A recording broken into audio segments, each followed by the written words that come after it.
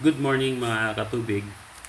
Gusto ko lang po ipakita sa inyo itong bago namin na-installed na portable water purifier na meron siyang capacity na 600 gallons per day.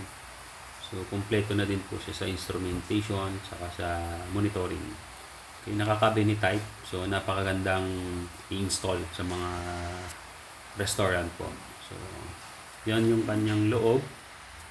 Nandyan yung kanyang pumps. Okay, yun yung kanyang dalawang pumps.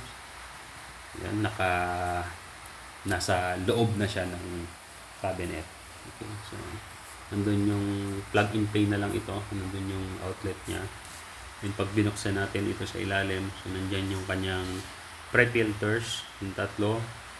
Diba? Then nandun yung dalawang RO na total of 600 GPD. So dalawang 300 po lang.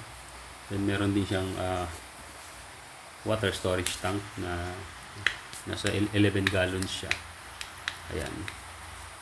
So, tingnan natin. Yan po yung meron na siyang sariling faucet. Yan.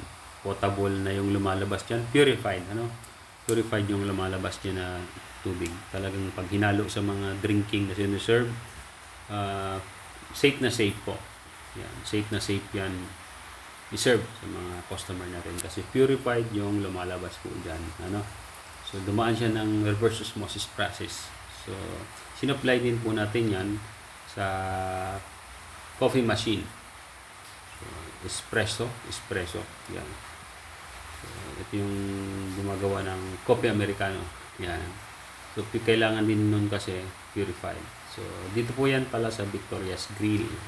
So, napakaganda po ng bagong Victoria's Grill ngayon.